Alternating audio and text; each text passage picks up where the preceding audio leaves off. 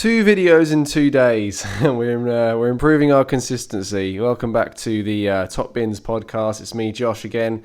Just going to discuss a few of the games that happened last night in the Barclays Premier League, and also looking to tonight's match. Of course, I did the weekend preview in the last show. So we're now at the 14th of January, 2021. And I just want to discuss a few talking points. So from last night's games, we saw Tottenham Hotspur draw 1-1 against struggling Fulham. And Manchester City beats Brighton by a single goal to nil. Now, to tell you about these implications, table-wise, Tottenham could have gone as high as third with that win last night. However, they remain in 6th with that point. Fulham in 18th place, 2 points off Brighton. So 2 points off getting out of the relegation zone. Manchester City up to third position. They're level on points with Leicester and Everton. So yeah, it's all very tight there still, really. In fact, United it looks quite clear, to be honest. When you just see the table at first view, you do start to think that Manchester United, with that 3-point gap now ahead of Liverpool, have got a bit of a cushion. Of course, 3 points can be relinquished fairly quickly, though, we all know, but it just looks on first reading looks quite a clearer lead compared to the teams below them. I mean, there's literally 3 points separating 2nd and 6th in Liverpool and Tottenham, 2nd and 6th respectively. So yes, on to the actual games then, and talking about the results. So Tottenham against Fulham. Tottenham went ahead through Harry Kane. Beautiful goal, beautiful diving header, great cross in from the left-hand side by Reguilon. I believe that's how you say it, Reguilon. And Harry Kane with a very assured diving header. We all know how good he is in front of goal. There's no need to debate that. Harry Kane proving his world-class ability with a fantastic header there. But Fulham pushing for an equaliser. In fact, before we go on to Fulham's equaliser, we should talk about a few of the Tottenham chances that went missing, especially Son Heung-min. He will feel quite guilty, I suppose, after this result, poor guy, because it was all a team effort. But unfortunately, the chances did fall to him, and a couple of them as well. He had a header in the first half, which was excellently saved by the Fulham goalkeeper Areola, and he had a one-on-one chance in the second half, shortly before Fulham scored. Actually, he was one-on-one. It came from a mistake in the Fulham midfield. Tottenham picked it up. Harry Winks, I believe, maybe it was, who played the ball to him, and Son bared down on goal. I suppose it was angled, so he had a defender near to him, so it wasn't the most clean of the clearest of one-on-one chances. That's what I meant to say. But it was still a chance that you'd expect him to bury. And on his left foot, he sort of scuffed it a little bit, sort of dragged it to the far corner of the goal, just missing out a fraction because it hit the post and then came back into the arms of the Fulham goalkeeper. So that was very unfortunate from Son Heung-min. And then, as I say, a few minutes after that, Fulham scored the equaliser through their striker Cavallero. I'm not sure if he's striker or midfield, but anyway, it was a fantastic header by him. The assist coming from Ademola Lookman with a brilliant cross, again, coming from the left-hand side. So 2 really well-worked goals by both teams. And yeah, Cavallero planting the header firmly past Hugo Lloris. Really good finish. So it ended 1-1. And I've sort of, I've been listening to a lot of podcasts and stuff after the match, just sort of generally interested in what people had to say. Myself, I'm a neutral. I'm a Chelsea fan, so I'm a neutral in terms of this game. But it was interesting to hear the reaction from Tottenham fans, especially after this match. There was a little bit of talk about unrest with Mourinho. Personally, I think that's quite ridiculous. I think Tottenham look at where they are, look at what they're doing this season. I mean, they've got to a Carabao Cup final. They're still in the FA Cup. They're in the Europa League knockout stages, and they are still, thereabouts in the Premier League. So, I don't think there's any need to question Jose Mourinho at this point in time. However, having said that, I do understand Tottenham fans' frustration. He does obviously play a style of football where his teams sit back, they attack at first, try and get that first goal, but then they're heavily built on defence. And throughout his career, Jose Mourinho has always, he's not always, but usually he's worked with a strong defensive backline. You take Chelsea, for instance, when he first went there. You take Inter Milan when he went there and won the Champions League with them. He's always built a team with a strong backline and therefore used the team to play on the counter-attack. Get the goal, use the firepower they have, and then, sort of sit on the lead and just push for the counter-attack. When he's had good attackers at his disposal, he's been able to do that. Going through the teams again, you look at Chelsea, you had clinical finishers like Drogba, and then you look at Inter Milan, you had like Diego Milito, the likes of him, clinical finishers.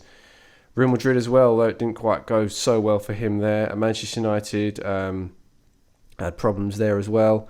However, he has tried to implement that style at Tottenham, and they've not done too bad. I mean, they're set up in that way. You can obviously tell that's how they seem to play nowadays.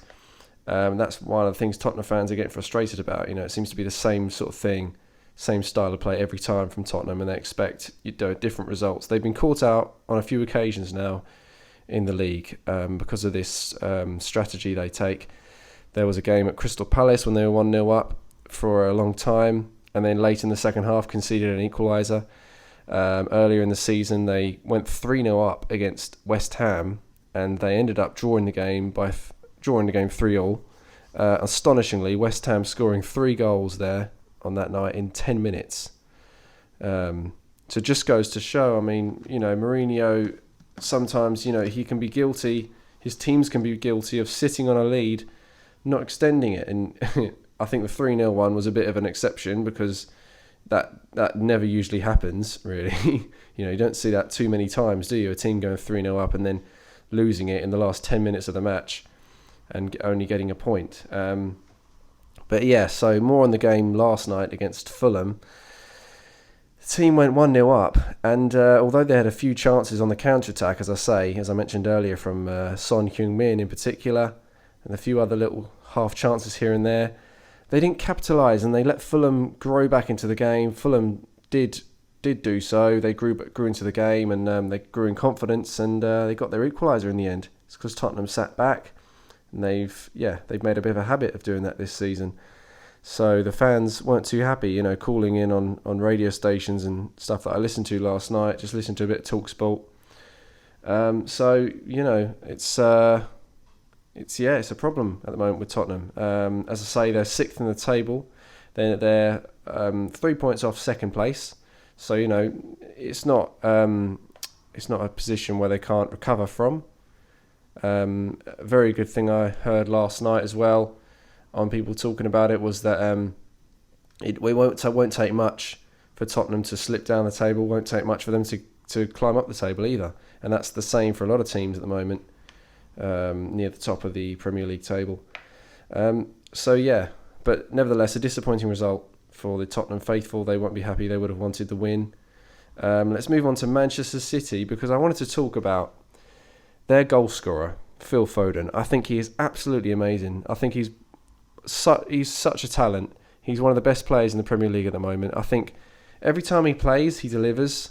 And in a Manchester City side, that used to absolutely sparkle. They a couple of seasons ago, they dominated, from start to finish in the league, and they reached a points tally, I remember, of beyond 100, and they broke the record.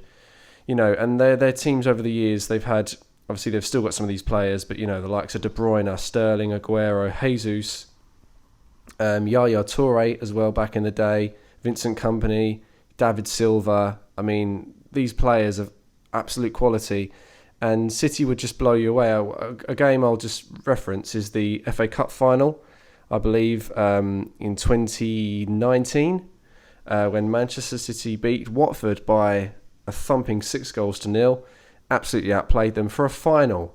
I mean, that's just crazy. And yes, you may argue that City were sort of near the end of their dominance by that time, but still, that performance against Watford, 6-0 in an FA Cup final, it's just astonishing.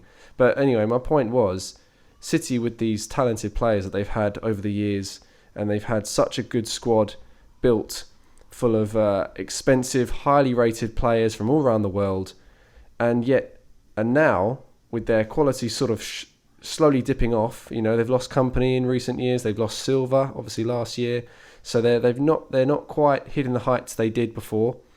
In times where they need an extra spark, they need another talent to sort of regain those heights that they had. Phil Foden, someone who was born and bred through Manchester City, has stepped up, and he did it last season. He's not just been on the scene this season; he's been on the scene for a few seasons now. But this season in particular, I feel like he's really kicked on. He's scoring fantastic goals. He just seems to have such a silky touch, and he fits right into that side because Pep Guardiola likes the sort of players who are good with their feet, can sort of keep the ball well, can pass it quickly, can just take the team at Barcelona, for instance. Look at the team he had there, absolutely amazing, and they were all full of small players, really, who could just move with the ball. It wasn't sort of cross it in, you'll have a target man in the middle who had it in. It wasn't like that. It was a team built of sort of mini maestros, if you will, just passing the ball about silkily, skill, finesse, speed in their attacks, and just building from there, and no one could get near them. That Barcelona team of 2009, it was just it was a team that will go down in history. And yeah, as I was saying, like Guardiola likes those sort of players. He likes the sort of players who are very good with their feet, very quick on the ball, have really good vision. And Phil Foden, at 20 years old, certainly has that. And he scored again last night against Brighton. The finish last night, again, it was quality because he cut from inside the sort of left-hand side. I can't remember who it was who gave the ball to him. It might have been De Bruyne. He cut in from the left-hand side, but still quite close to the centre of the area, sort of 25 yards out maybe, and just hit it with his right foot. Not the cleanest of hits, however, the accuracy was the thing that beat the goalkeeper. It just left him wrong-footed and buried into the bottom corner. It was just such good accuracy because literally it was right next to the post. He couldn't have been more, to the corner. if you know what I mean. He couldn't have set his sights better there. So I think it was an excellent finish from Foden last night. It's been an excellent season from him. Take the game against Chelsea, a couple of weeks back. Absolutely amazing. Given his first start, I think in the Premier League that day. Well, this season's Premier League. And yeah, he was absolutely amazing. He ran the show. He scored a great goal that day as well. Manchester City as a team were amazing that day. But Phil Foden has been a shining light in their squad. And as I say, at a time where they're not quite hitting the heights they did in recent seasons, they need they need a talent, they need a spark, they need to get something to get back to those levels. And they're still considered challenges this year, and let's not write them off. Phil Foden, I think he needs to be given starts regularly by Guardiola because to me, from what I can see, he's an integral part of that side. He's just, he's the flair. I think you need players like Kevin De Bruyne is the base. He's the base. He's got talent. He's got assurance. He's got experience. You've got Bernardo Silva who comes in now and again. You've got Raheem Sterling, a forward, but no one to fill in that sort of attacking midfielder, sparkling role. And I think Phil Foden does that excellently. So that's my opinion on him. I think 20 years old, he's a great talent for not only Manchester City but also England. So exciting things. I think more to come from Phil Foden, but already he's as I say, one of the best players in the league. So he's definitely convinced me that he's a real talent. Anyway, I just wanted to do that little preview there. Review. And tonight we've got Arsenal against Crystal Palace, which should be a decent game. Arsenal going into it on the back of some good form. Crystal Palace aren't an easy side to beat, though. I think it'll be an interesting match because even though Arsenal have been on the up, they have still got frailties. So I know I think I'm going to go for a draw tonight. Going to go for a draw. We'll see what happens. But yeah, thanks for listening into this video, guys, and I'll see you soon. Thank you.